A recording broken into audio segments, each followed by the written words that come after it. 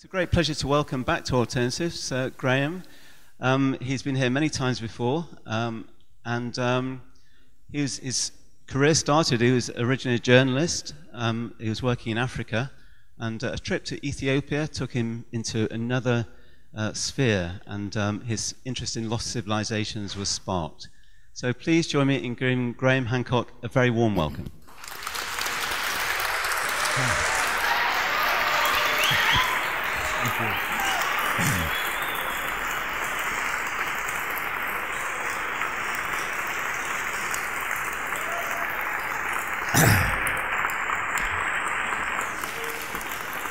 Thank you.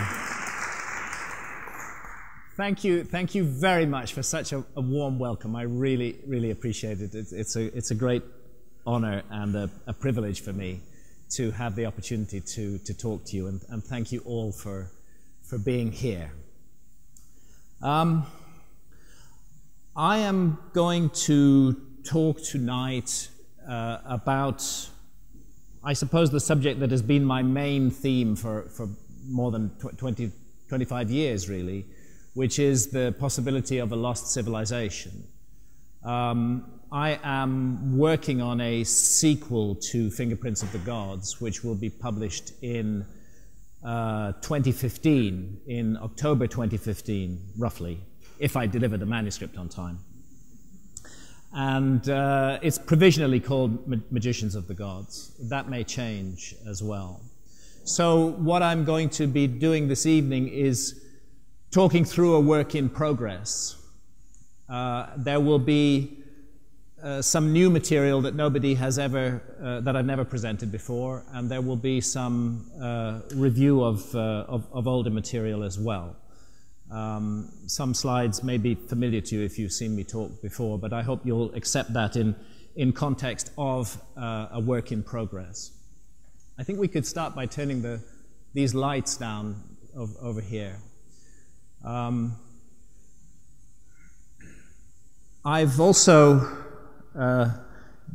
somewhat contrary to the wishes of my publishers, been developing a parallel career as a novelist. And I have a series of novels about the Spanish conquest of Mexico called War God.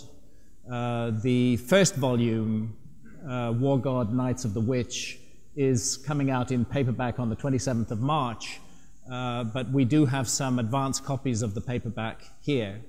I'll be very happy after the talk to sign books, sing and dance, pose for photos, whatever, you know.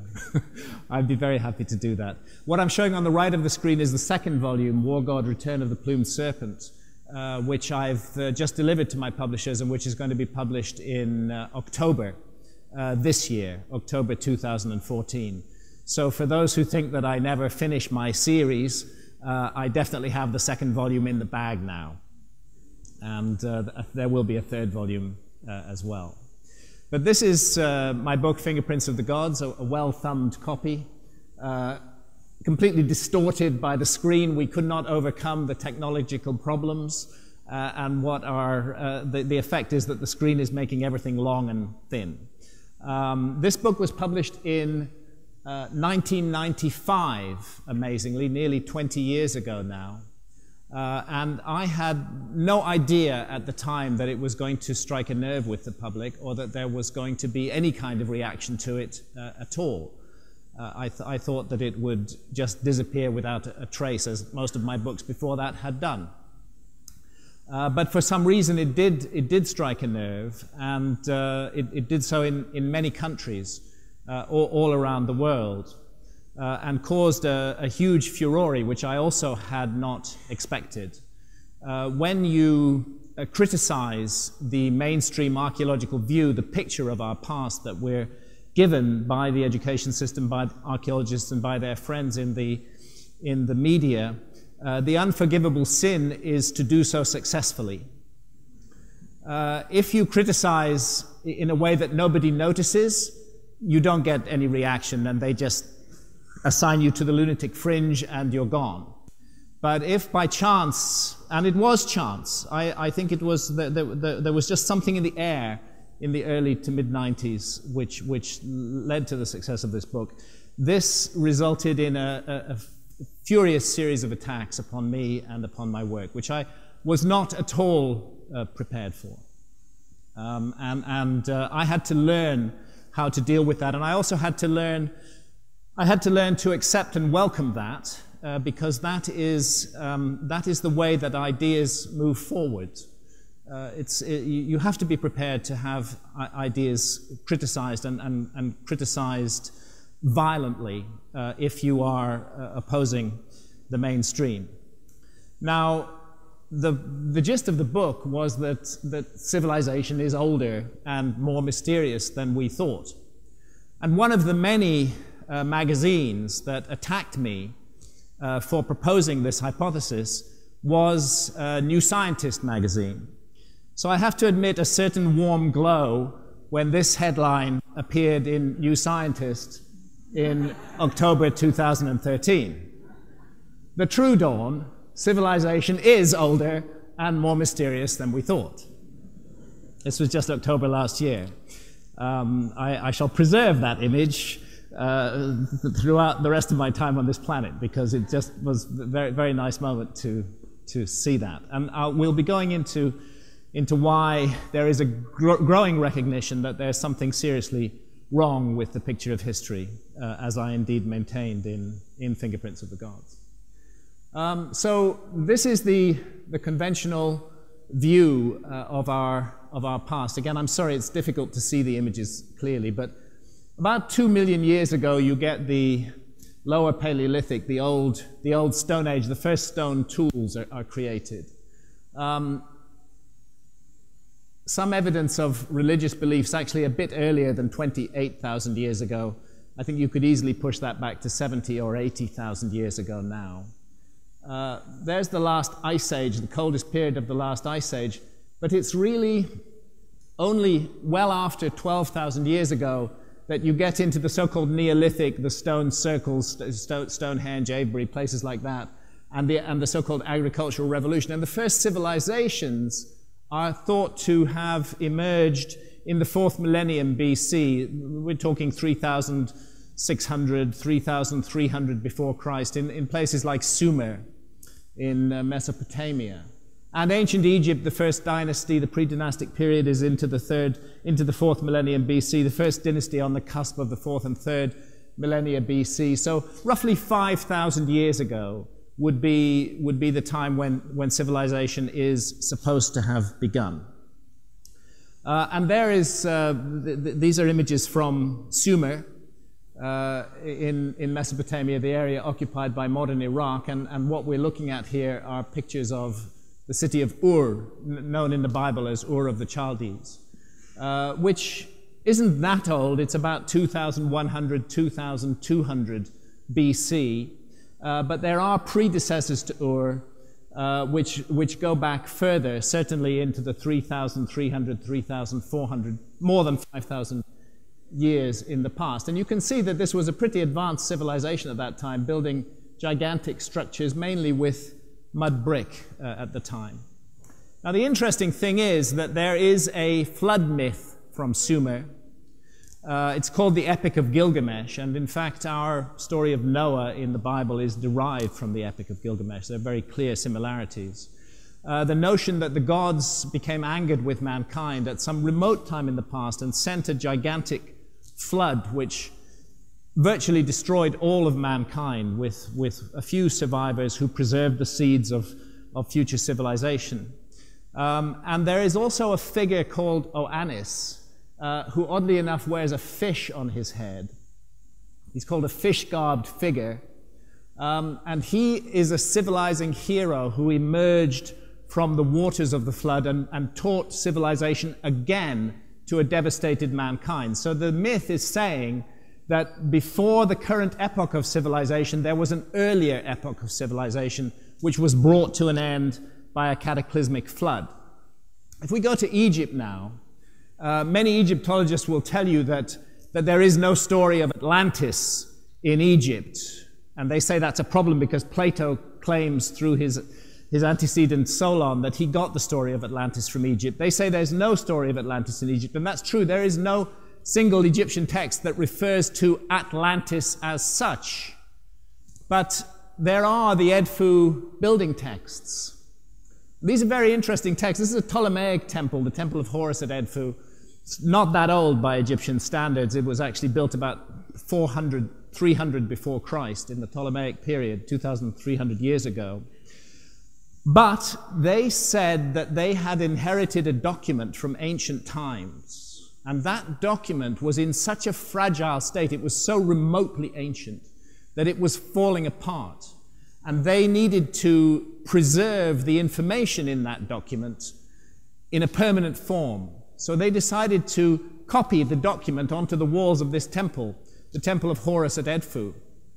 And these are called the Edfu building texts. And they indeed do speak of a former age, a time of the gods, a great flood, an island on which an advanced culture thrived, the homeland of the primeval ones. And it tells how it was destroyed in a cataclysmic flood and how the survivors came to Egypt and established the basis of what in due course would become Egyptian civilization. But this isn't set just before the first dynasty. This is set in the time of the gods, Zeb Tepi, the first time, thousands and thousands of years in the past. So Egypt does have a flood myth. Now there's Plato, and he is the earliest surviving source of the story of Atlantis.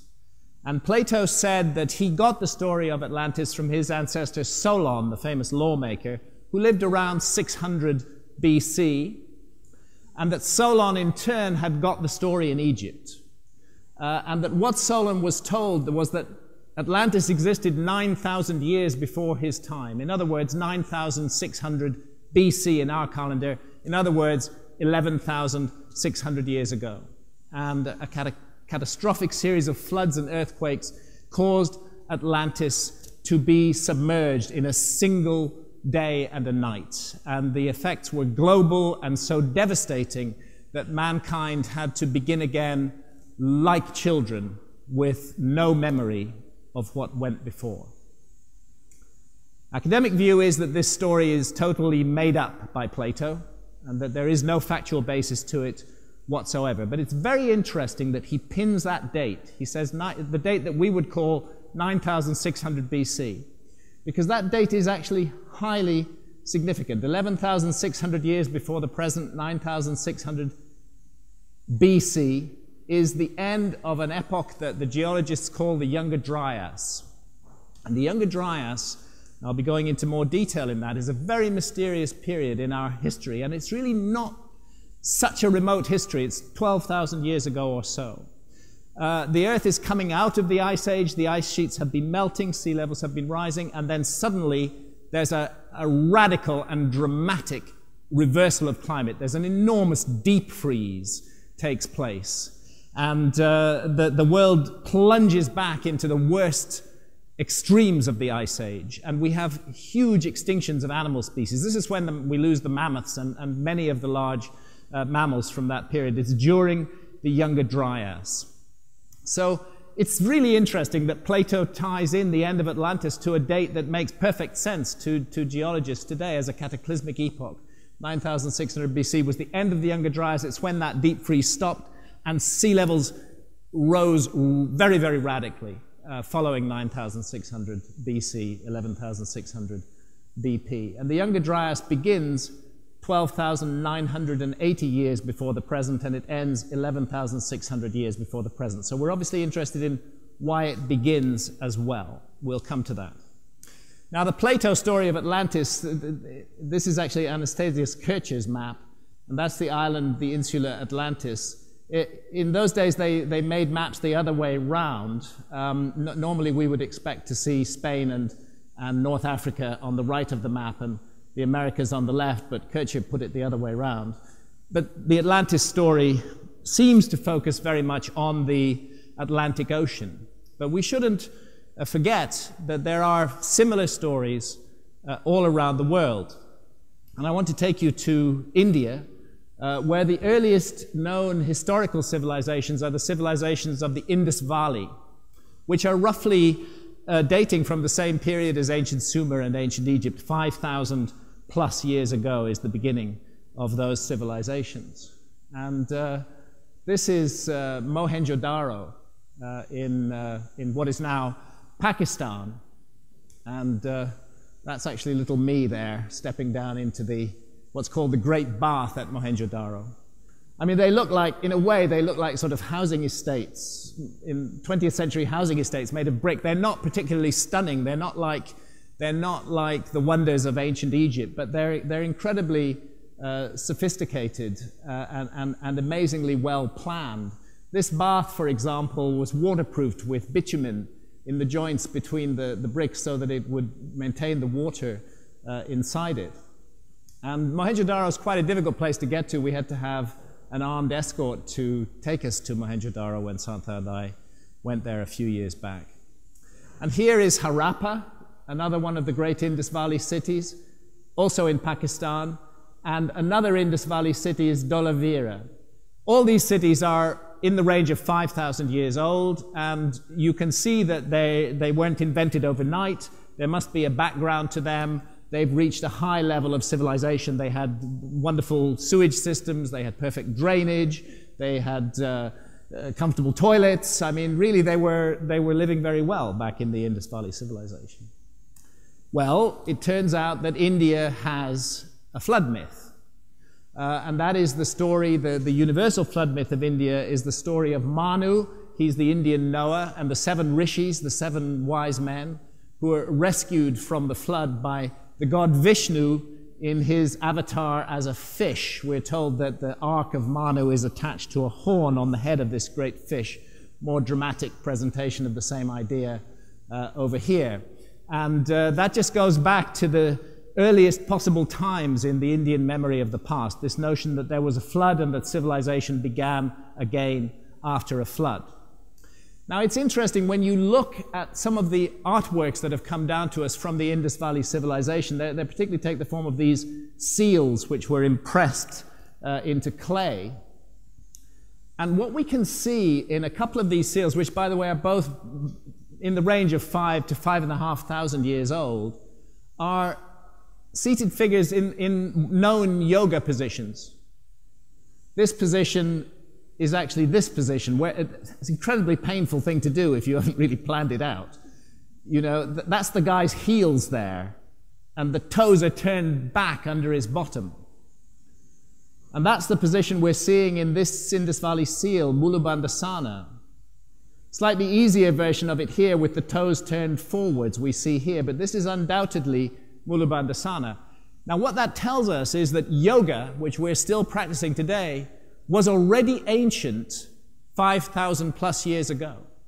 It was already fully evolved. The most difficult yoga position, Mulubandhasana, was already in place 5,000 years ago. How much earlier before that do we have to go to get back to the origins of yoga? Clearly, it was not just 5,000 years ago. It must be much older than that. Well, there are local flood myths in India as well. We can see from this map that huge areas of India were actually flooded at the end of the Ice Age and after the end of the Younger Dryas. But let's go to Dwarka, up here, on the Gulf of Kutch. And in Dwarka, there is a detailed story of the god Krishna. It was the city of the god Krishna, and a flood came and destroyed the city, and the whole city was flooded and submerged underwater. Well, Santa and I have been diving at Dwarka. There's Dwarka as you see it today. It's a very beautiful city on the coast, and there are many rituals which involve veneration of the lost city of Dwarka, and there indeed is a lost city of Dwarka underwater off the coast, as the myths say. And if we go to the Gulf of Cambay, up here in northwest India, side-scan sonar has shown the remains of gigantic structures underwater, 40 meters underwater, more than 120 feet under the sea. There are what appear to be 2 enormous cities along the shores of ancient riverbanks, and those rivers are now, of course, submerged under the sea. They've been underwater for the best part of 12,000 years. This is way before the beginning of the Indus Valley civilization. And the team from the National Institute of Oceanography who took these side scan images also did some dredging, and they brought up man-made artifacts from those structures. To this day, and I cannot explain why, there has been no attempt to dive on the site. It does involve technical diving. You would need really to use remotely operated vehicles. It's not, 40 meters is at about the limit of normal scuba diving, but there are huge currents in the Gulf of Cambay, and it's also very turbid and muddy water. But for one reason or another, the site has never been dived yet. Indian flood myths also go south into the area that we call Tamil Nadu today. And there's a very specific tradition of a land called Kumari Kandam, which existed to the south of the existing southern tip of India. The existing southern tip of India is a place called Kanyakumari, and there's a great statue in the sea there to a Tamil poet and philosopher called Thiruvalluvar. And he cast our minds back to the myth of the lost land of Kumari Kandam, because they said that there were universities there and advanced scholarship and an academic tradition that they called the Sangam tradition, and that all of this was flooded, guess when? 11,600 years ago, exactly the period that Plato gives us for Atlantis. And studies of the Ice Age sea levels show us that large areas of India were above water until about 11,600 years ago. Down here, again, I apologize for the reproduction of the image, but this is actually a pyramid in the island of the Maldives. Most people think of the Maldives as places to go sunbathe, and they're great for that. But they also have large numbers of small pyramids, very ancient, all over the Maldives. Thor Heyerdahl did some of the excavation, and this is a pyramidal structure. That's the rock, the stone blocks that were used to build one of those Maldives pyramids. And again, in South India, there's recently been quite a bit of press about the so-called Bridge of Rama, which shows up on satellite photographs between Ramaswaram and the island of Sri Lanka. Here you can see a causeway that goes from Ramaswaram out to Dhanushkodi, and there are ancient blocks of stone in the water there along the side of that causeway. But I'm interested in this area here, which was submerged somewhat after 12,000 years ago, Pumpahar and Mahabalipuram. And there I have been diving and done quite extensive diving, and there's a gigantic man-made U-shaped structure more than 100 feet underwater off Pumpahar, which has been submerged for more than 12,000 years, with very large regular blocks of stone. And off Mahabalipuram, oddly enough, I spent my childhood here. I grew up in South India, and my first swimming lessons were off this beach. It turns out that the local fishermen, there are amazing rock-hewn temples along the shore there. The local fishermen told us about underwater ruins off the coast, where they would frequently catch their nets and have to send down free divers to release the nets. And when we asked them if they'd reported this to anybody, they said that they told everybody about it, but that nobody believed them. So we organized an expedition with the Scientific Exploration Society, and we went diving off Mahabalipuram, and lo and behold, the fishermen's stories are true. And these underwater ruins actually continue as much as 5 kilometers off the coast, and they go down to depths in excess of 100 feet underwater, which the geology tells us means they've been there for more than 12,000 years. That's the top of a wall sticking up above the sand, another wall there. I'm putting my diving knife into the gap between two blocks there. Very unmistakably and definitely submerged ruins. And nearby, inland, is a place called Tiruvannamalai, where there's this hill, the red hill called Arunachala. And there's an ancient tradition of the flood there. It says that this is the place where the rishis go to when the great flood comes to end the yuga, the world age. and the ground near it is not at all touched by the four oceans that become agitated at the close of the Yuga. When the annihilation of all living beings takes place, all the future seeds are certainly deposited there. Brahmins who resort to the foot of that mountain are called by me after the deluge, and I shall make them study the Vedas, as though the Vedas are an antediluvian text which is re-studied, re-promulgated after the flood and brought again into the realm of human culture. And there's an amazing temple at Tiruvannamalai. One of the great things about India is you're not going to find anything much in India apart from the Indus Valley civilization, which is 5,000 or 6,000 years old as such, because the culture is still alive. It's as though ancient Egypt had continued to live. Yes, they would have continued to build their temples and rebuild them and renovate them and modify them. But that didn't happen in Egypt because Egyptian culture came to an end and everything was frozen at the end of Egyptian civilization. In India, the ancient culture has lived on. And that's why we don't find remotely ancient ruins apart from the Indus Valley civilization in India, because these sites of temples have been temples since time immemorial, but we're seeing the latest incarnation of the temples on those sites. Let's jump over to Indonesia now, which again, as you can see from this image, was a very different looking place during the Ice Age.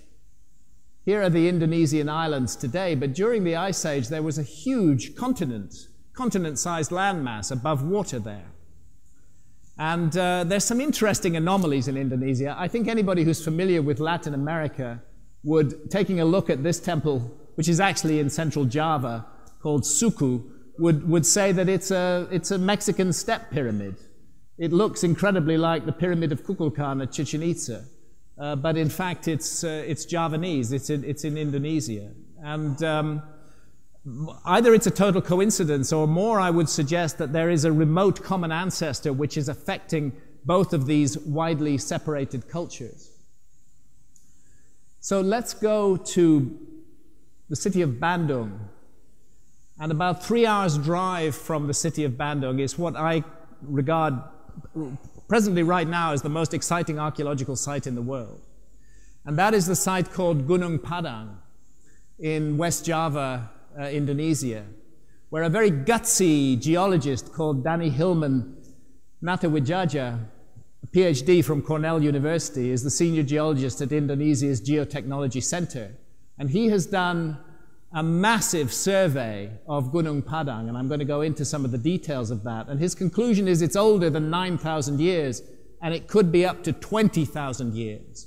It's a strong case, but not an easy one. We're up against the world's belief. Not only that, but up against vested interests in mainstream archaeology, who, when Danny came out with his results, which are based on carbon dating and very extensive remote sensing surveys, when he came out with his results, they petitioned the government of Indonesia to stop all work on Gunung Padang.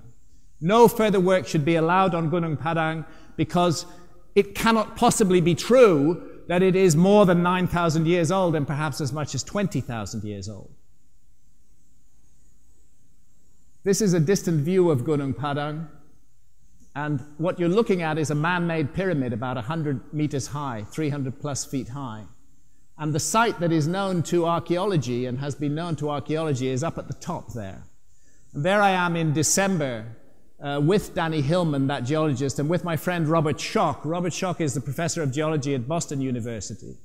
I find geologists much more open-minded on the issue of the antiquity of civilization. He's the man who did the work on the redating of the Sphinx back in the 90s, based on the erosion patterns in the body of the Sphinx. And he and I went together to Gunung Padang in December last year. And here Danny is showing us various results of their remote sensing work. And this is what Gunung Padang looks like. This is the bit known to archaeology. Unbelievably, although they tell us that it is about 2,500 years old, the mainstream archaeologists, there's never been any detailed carbon dating there. Just a tiny little bit of carbon dating has been done at a very shallow level. And on the basis of that, they attribute the whole site to 2,500 years ago. But the site is, we now know, much more complicated than that. Now, it's made of this is called columnar basalt. It's a kind of basalt that forms naturally, but it's obviously being used here as a building block on a very large scale with pyramidal mounds. Remember, all of this is at the top of a site that's actually 300 feet deep. And the new findings relate to that deeper site.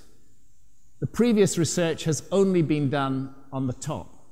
And this is where mainstream archaeology, I believe, has made a huge mistake with regard to Gunung Padang.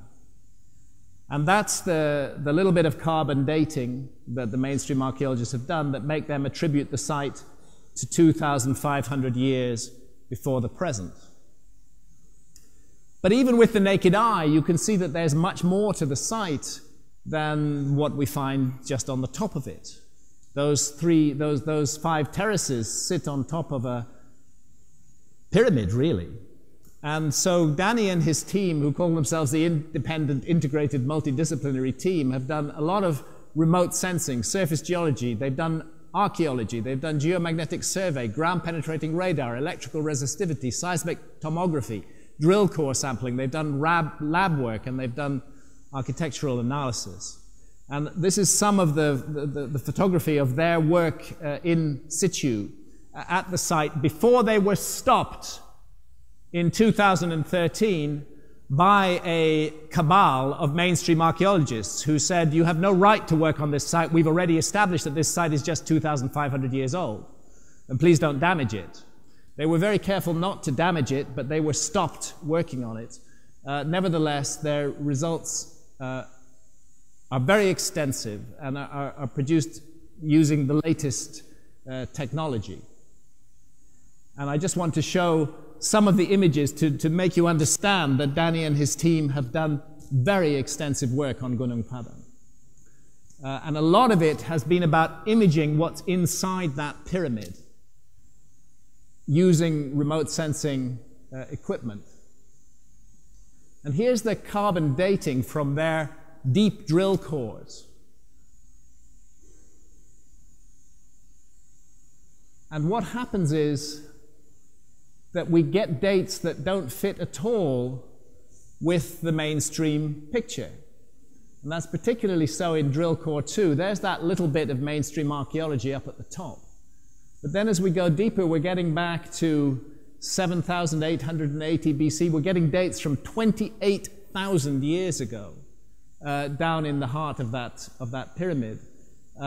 Dates from 21,000 years ago. That's at the last glacial maximum.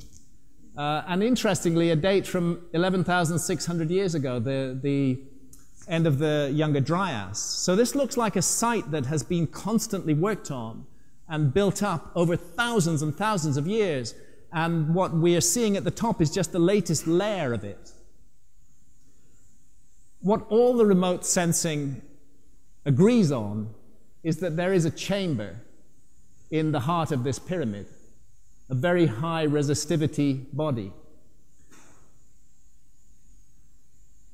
And it is extremely regular in form, and they're certain that it is a man-made chamber. Just there. And again here. It's a possibility that it's what's called a lava tunnel, which has been modified. Lava tunnels don't have the regularity that show up on the remote sensing of this place. But it could be a modified lava tunnel. And interestingly, over in Teotihuacan in Mexico, underneath the Pyramid of the Sun, there's exactly the same thing.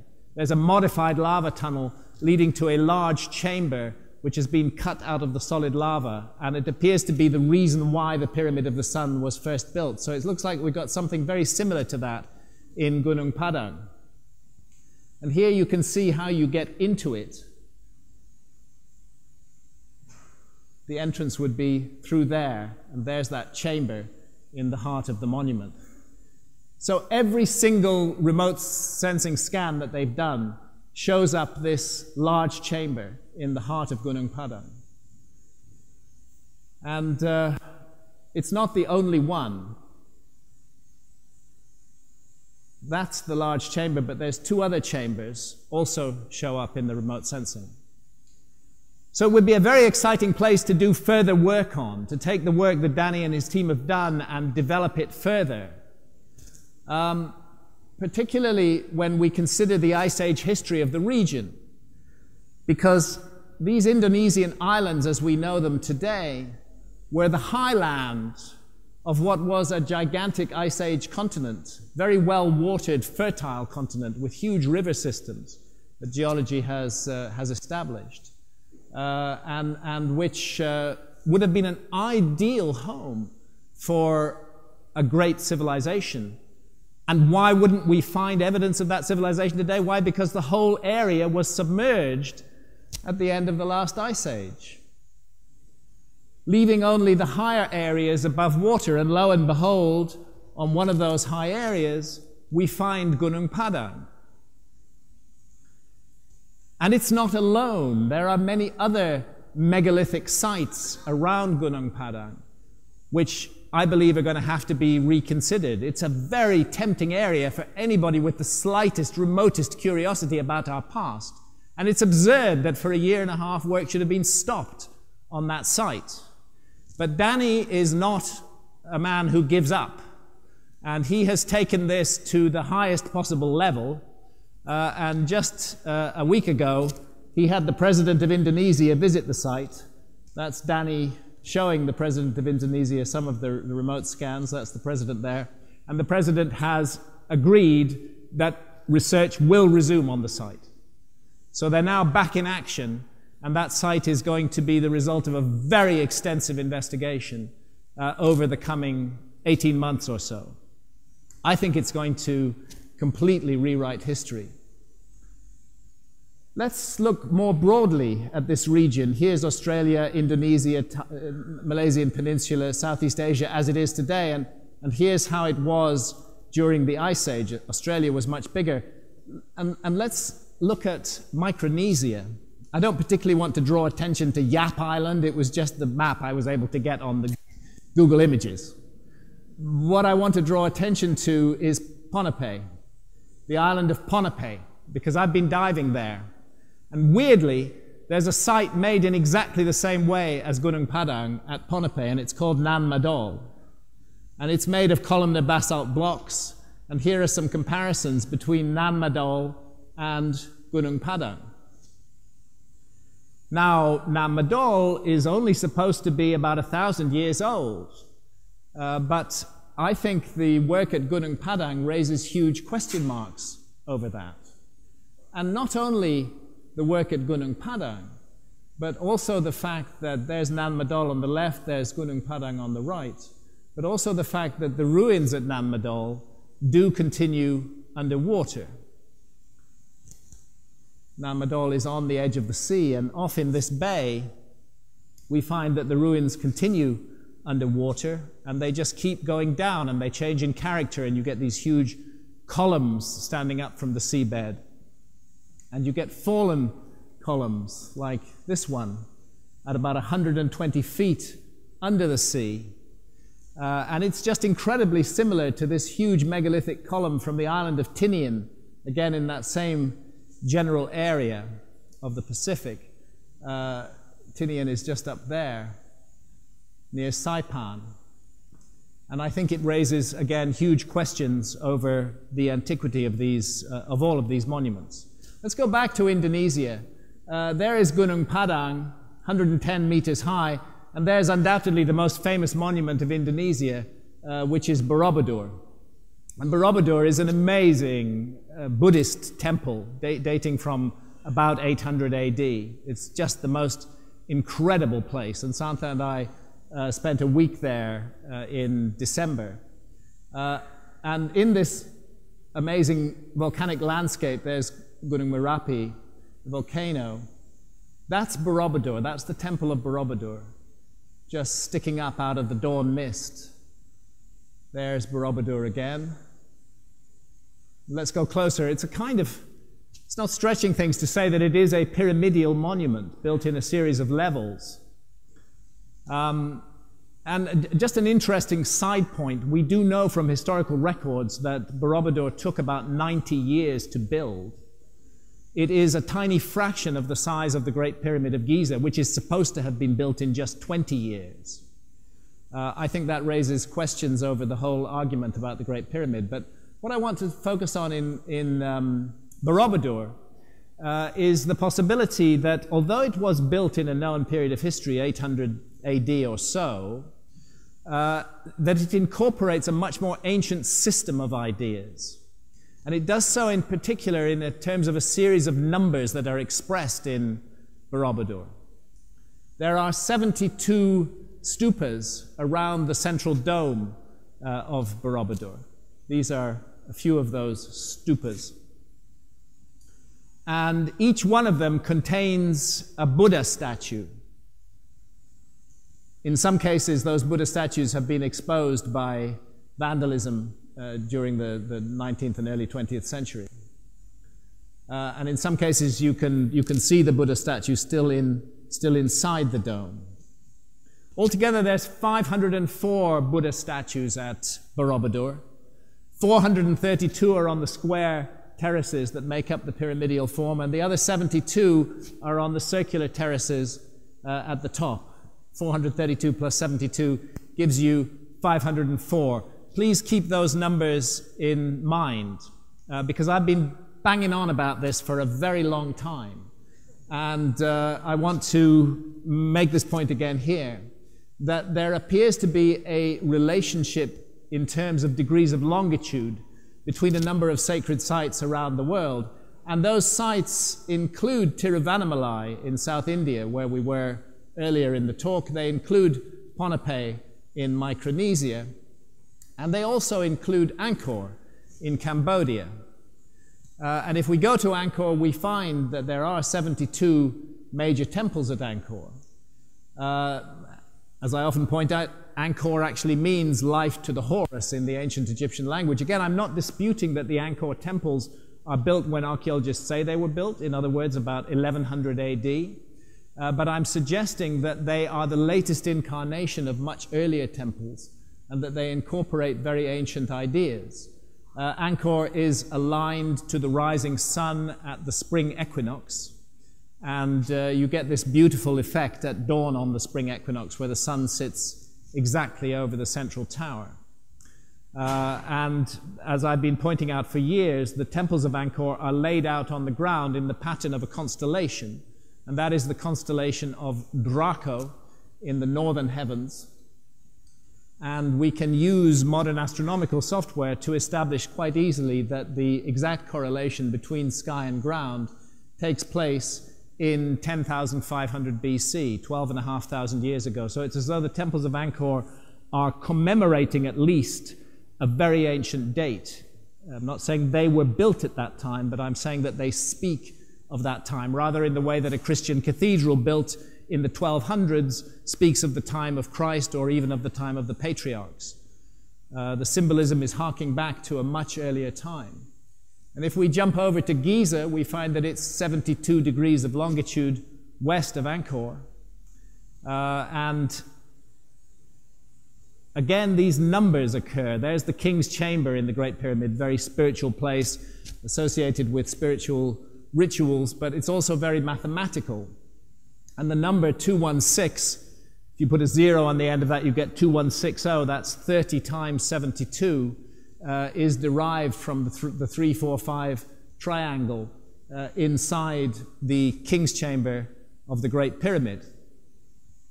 The Great Pyramid stands on latitude 30 degrees north, 1/3 of the way between the equator and the North Pole, a significant latitude. And the Great Pyramid is aligned to within 3/60ths of a single degree of true north. This is one of the reasons, by the way, why I'm not an enormous fan of the ancient alien hypothesis. I'm sure the universe is full of life. I have no doubt whatsoever that there are inhabited planets elsewhere in the universe, but I don't see a single ancient monument that requires technology at the level that could cross interstellar space to explain it. And there's no doubt that the Great Pyramid of Giza is the single most mysterious ancient monument in the world. But it has inaccuracies. Its side lengths vary by as much as 7 inches. It is 3/60ths of a single degree off true north. That's incredibly accurate work.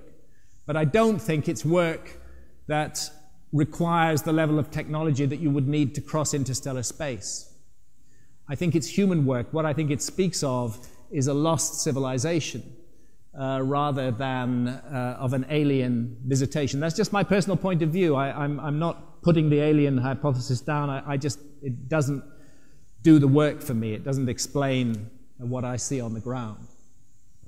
And again, those numbers, that the Great Pyramid turns out to be a scale model of the northern hemisphere of the Earth on a scale of 1 to 43,200. Take the height, multiply by 43,200, you get the polar radius of the Earth. Take the equatorial circumference, take the base perimeter of the Great Pyramid, multiply by the same number, 43,200, and you get the equatorial circumference of the Earth. And these are all numbers based on 72, which we find turning up so frequently at Borobudur. And what they speak of is the precession of the Earth's axis, which unfolds at the rate of 1 degree every 72 years and changes the pole star and changes the stars that rise on the horizon at the equinox. 72 is the heartbeat of that cycle. Half of 72 is 36. 72 plus 36 is 108. 108 divided by 2 is 54. That's why there's 504 Buddhas on the Temple of Borobudur. We find those numbers in the Mayan calendar. We find them in myths and traditions all around the world, going back to the remotest antiquity. And what I'm suggesting is that the knowledge of a lost civilization is being passed down in these myths and traditions. The Great Sphinx, also an equinoctial marker, like the Temple of Angkor in Cambodia, gazing at the rising sun at dawn on the spring equinox. And that's where this mysterious diagram that we have at Giza, where if you take the sky on the spring equinox around 12,500 years ago, you get the constellation exactly at the moment of dawn. You get when the sun breaks the horizon, you get the constellation of Orion lying due south with the 3 belt stars in the pattern of the 3 Great Pyramids, as my friend Robert Bauval long ago pointed out in his book, The Orion Mystery. And you get the constellation of Leo rising in the east, housing the sun and mirrored on the ground by the Great Sphinx. It seems to me that a knowledge of the heavens is being used to speak to a remotely ancient date at Giza, and that's the date that we call between 10,000 and 11,000 BC in our calendar. Same thing is done at the Hoover Dam, just to say that this is not a completely crazy idea. It's done in modern times. There's a huge piece of sculpture at the Hoover Dam which freezes the skies over the Hoover Dam at the moment the dam was completed. And Oscar Hansen, who put that there, said that he believed that in remote ages to come, intelligent people with knowledge of precession would be able to discern the astronomical time of the dam's dedication. In other words, if you want to send a message to the future, you don't want to use a time-limited language which nobody may be able to speak in 10,000 years. You want to use a language which is expressed in universals like mathematics and astronomy that any intelligent culture will be able to decode. And that is the suggestion of what is happening at Giza. Now, the astronomy only says that Giza speaks of the early date, but the geology and Robert Schoch's work on the Sphinx says that Giza, at least some aspects of the site, are actually 12,000 plus years old. And I've gone into this many times before, but it's these deep erosion channels in the trench around the Sphinx and on the body of the Sphinx itself that speak of exposure to thousands of years of heavy rainfall. And you have to go back to the end of the Younger Dryas to find that kind of rain, the Neolithic subpluvial that could have weathered the Sphinx in the way that it is that we see it. So there's a suggestion from geology that the Sphinx might be more than 12,000 years old, a suggestion that has been absolutely rejected by mainstream archaeology. There's something else in Egypt, which I haven't shown before, but this is off Alexandria. Now, it's well known that there are submerged ruins off Alexandria, And those submerged ruins are of a recent historical period. They were caused by landslip, and they're Ptolemaic temples, and they date from the time of Cleopatra. And that's what we're looking at on the left here. But on the right, what we're looking at is a site that we were taken to by Ashraf Bishai, this gentleman here who used to be a technical diver with the Egyptian Navy. And he discovered this site, and after more than a week of searching, we rediscovered it. And it's a huge megalithic site, about 110 feet underwater, in deep water off the coast of Alexandria. That means it's more than 12,000 years old as well. But the argument was, how could the Sphinx possibly be 12,000 years old? Because there is no other site in the world that is known to be 12,000 years old. Certainly no other megalithic site. Our ancestors 12,000 years ago were just supposed to be hunter-gatherers. And that's why Göbekli Tepe in Turkey is another one of those sites that is rewriting history. By the way, it is 7.2 degrees of latitude north of Giza. Göbekli Tepe in Turkey is, like Gunung Padang, a site that is causing even the most stuck-in-the-mud mainstream archaeologists to rethink their view of the past. Because this site is more than 12,000 years old. And Göbekli Tepe was built more than 12,000 years ago. It was deliberately buried 10,000 years ago, and it stayed buried for the next 10,000 years until this gentleman I'm talking to here, Klaus Schmidt from the German Archaeological Institute, stumbled across the site, excavated it, and found a series of enormous stone circles on the scale of Stonehenge, deliberately buried by whoever created this site. And because it's been deliberately buried, you have some of the megaliths. This one was left in situ in the quarry because a natural fracture was found in that T-shaped megalith. Some of them weigh up to 50 tons. And this work is being done undoubtedly 12,000 years ago. And it cannot be explained by the mainstream model of history that has our ancestors as simple, disorganized hunter-gatherers at that period. This requires an organized effort to do a site like this, particularly since ground-penetrating radar, as Klaus Schmidt is telling me here, reveals that the stone circles they've so far excavated are just a tiny part of the story, and that there's perhaps 50 times as much remaining to be excavated under the ground. So the work on Göbekli Tepe, in a way, is only just beginning. And none of that work was known when Robert Schoch was arguing that the Sphinx was 12,000 plus years old back in the early 1990s. So it obliges us to take seriously the possibility that the Sphinx is indeed 12,000 plus years old. It's going to require us, I think, to look again at many megalithic sites, such as the Temple of Manaydra in Malta, and such as the T-shaped megaliths of Menorca in the Balearic Islands, which are virtually identical in form to the megaliths of Göbekli Tepe. Continuing west, the Piri-Reis map has been the subject of so much controversy over the years because of it supposedly shows Antarctica, but I'm really interested in this island off the coast of Florida, which doesn't exist today, but did exist 12,000 years ago when the Grand Bahama Banks were exposed. And the fact is that this ancient map, which the mapmaker himself tells us in his own handwriting is based on more than 100 older source maps that have not come down to us, preserves a memory of a row of megaliths running down the middle of that island. So this puts a whole new light on the so-called Bimini Road, which looks exactly like that megalithic structure on that island, now submerged underwater. Let's go west again to Paracas in Peru, which is also on that longitudinal grid. And there we find the amazing candelabra of the Andes. It's a kind of extension of the Nazca lines. Again, I'm sorry that it's not reproducing very well in this light, but there's a huge structure carved out of the desert at Paracas, exactly on that grid. And just inland from there, the Nazca lines. Again, I'm sorry, we're not getting very good reproduction of the images. There's the Nazca spider. And there are also pyramids at Nazca, the pyramids of Cahuachi.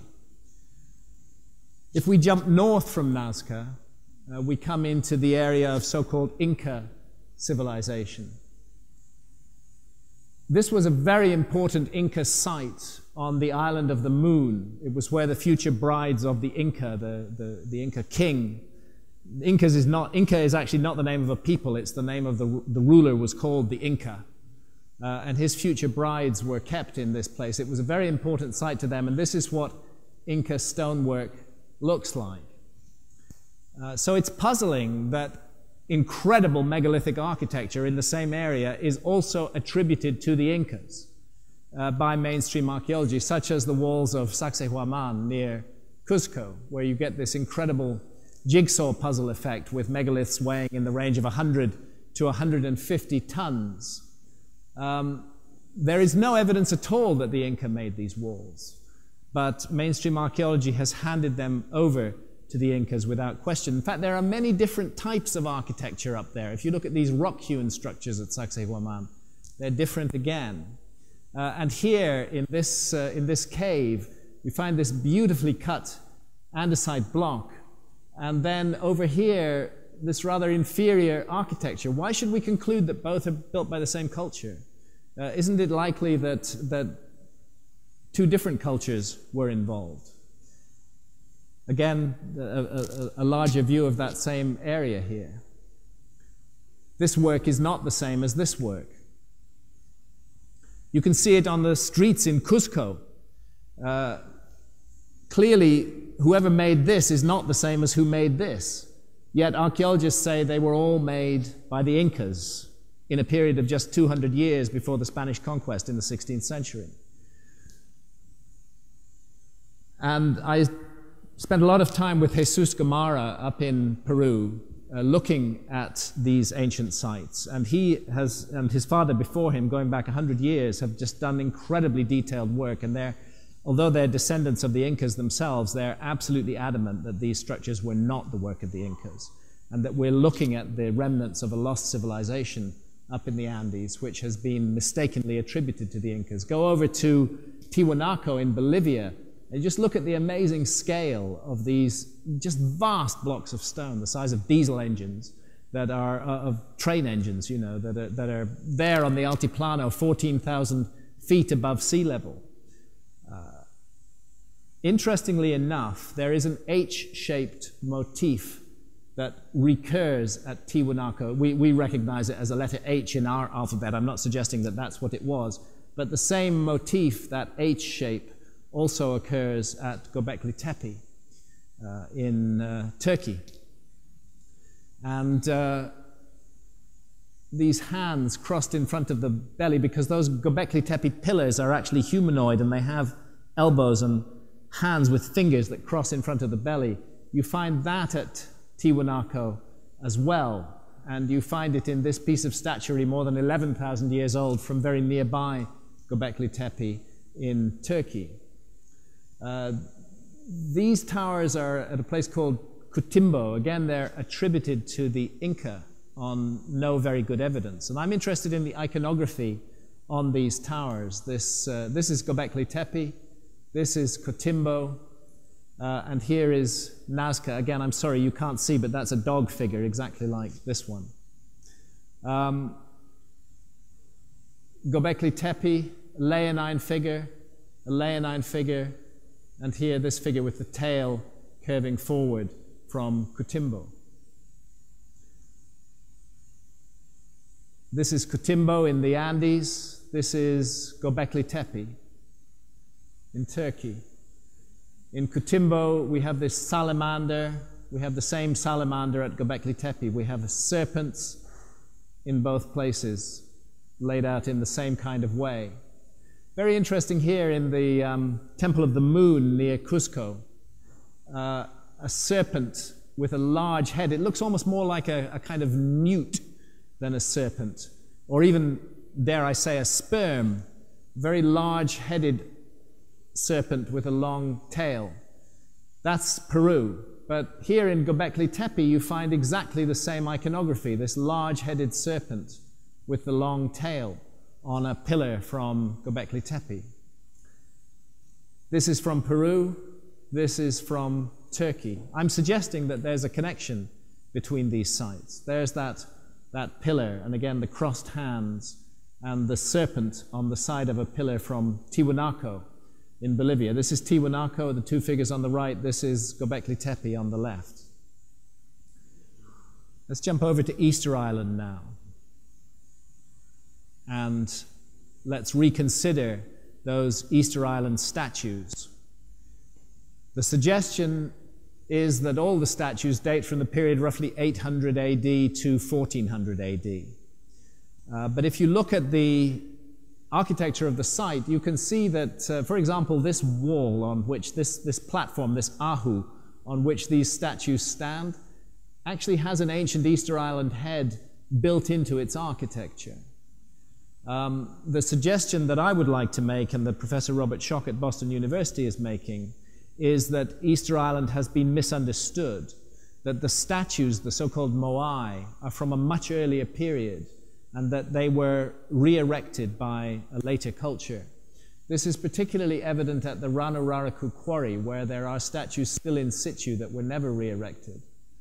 And if we excavate them, as Thor Heyerdahl did in the 1950s, we find that those statues don't just stick a few feet above the ground, but actually go down 30 feet beneath the ground.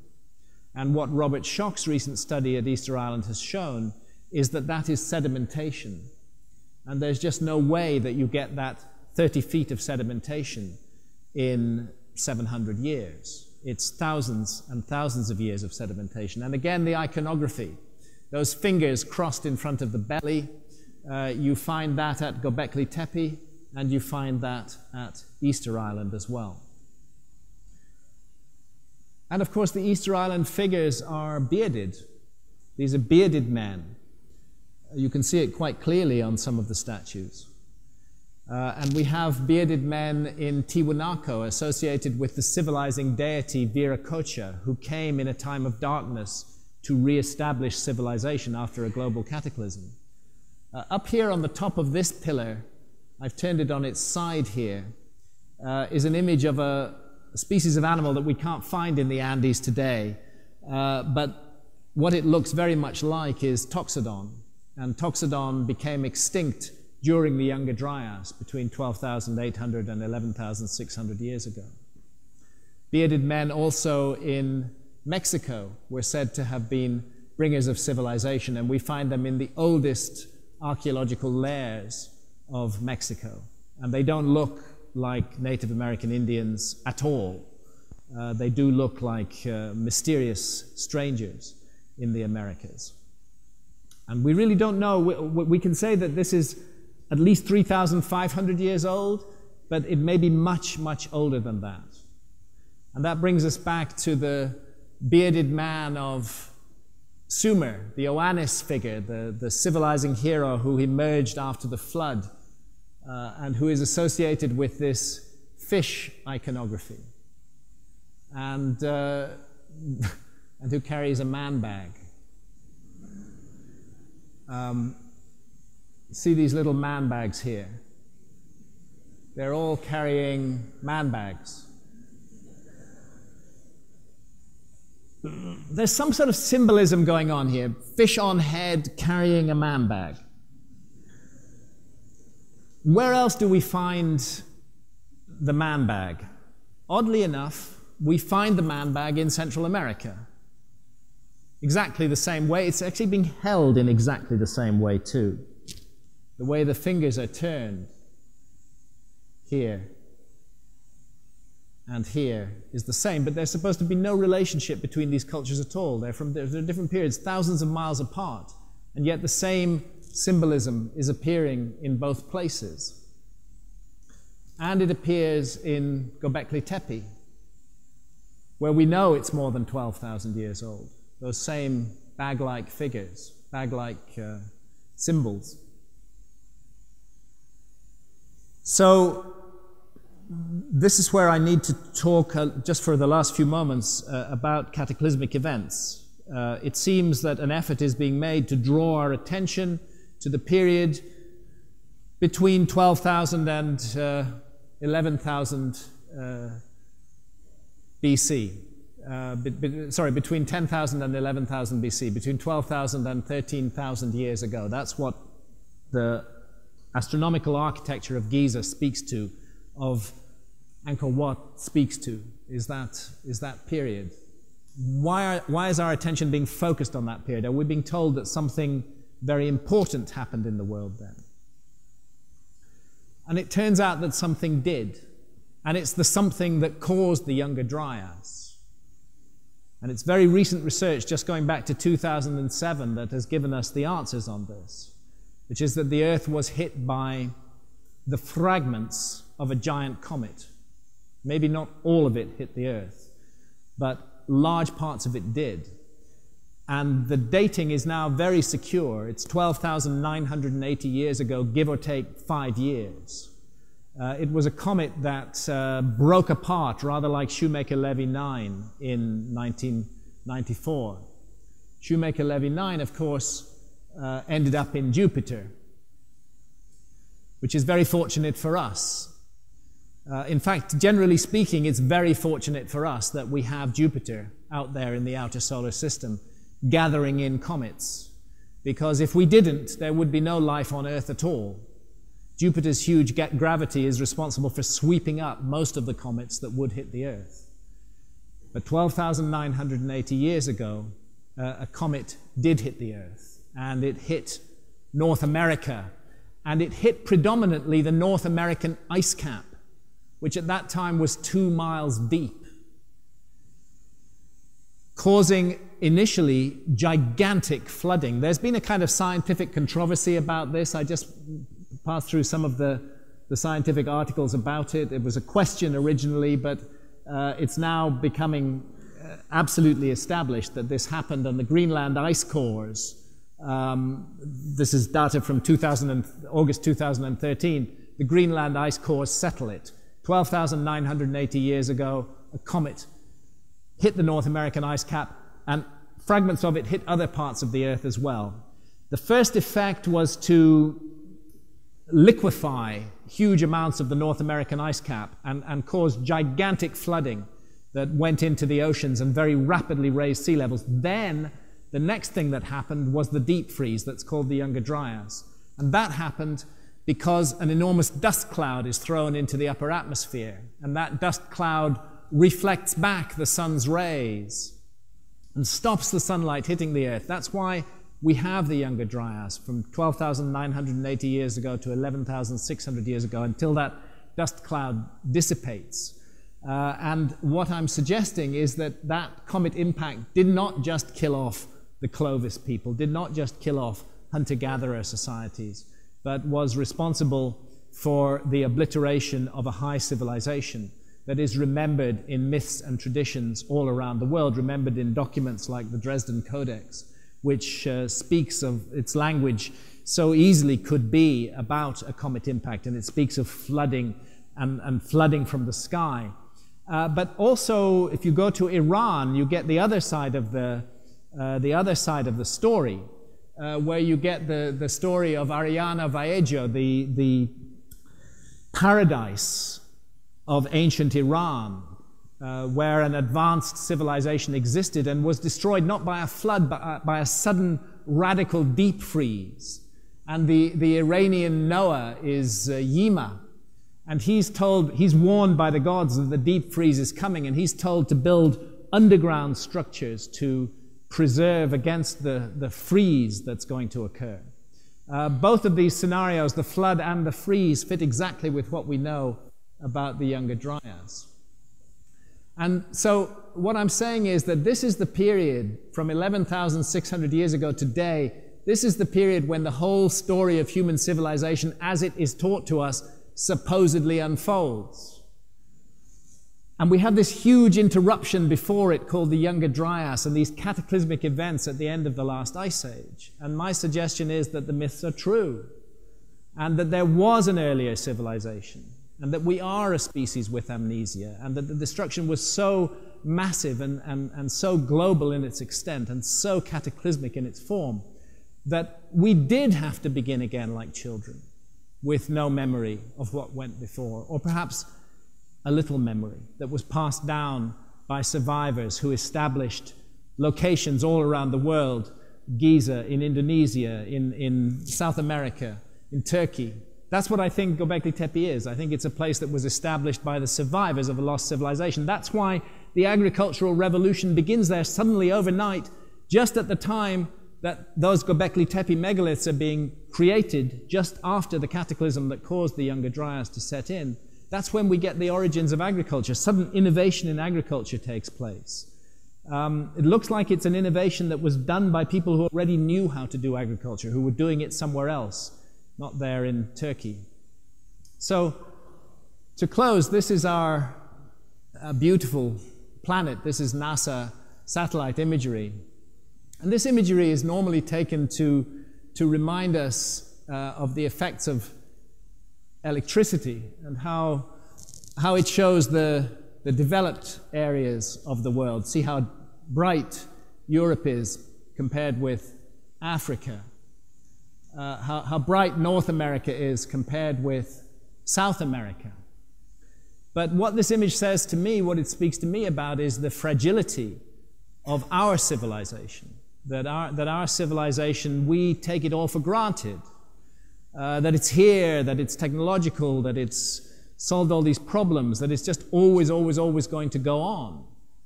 But if we were to be confronted with a cataclysm on the scale of the cataclysm that caused the Younger Dryas, all those lights would go out, and they wouldn't come back on again. And you know the people who would survive? It's the people who are living in the dark areas, who haven't had to live with technological specialization, who have learnt to fend for themselves and know how to do it. Our Western civilization is incredibly interconnected and integrated and based on specialisms. And none of us know how to do everything anymore. All of us know how to do our little bit. Food into the cities would run out in 3 or 4 days in the event of a cataclysm. Civilization is very fragile. The history of the remote past tells us that civilization is a fragile gift and that it can be taken away at the whim of the gods. And much worse, in our case, our own behavior, our own incredible arrogance and pride and stupidity as a species, not cherishing and nurturing the gift of thousands of years of accumulated civilization, but fighting one another and filled with hatred and envy and competition and greed, the horrendous proliferation of nuclear weapons, the real danger of a nuclear war breaking out, much more likely, I believe, today than it ever was during the Cold War. We could bring it all to an end ourselves. And somehow, for me, the message of the lost civilization is a message to cherish what we have and to realize that it's a fragile gift and that it's up to us if we move forward in a positive direction or if we let it all go. Thank you, ladies and gentlemen. Thank you. Thank you.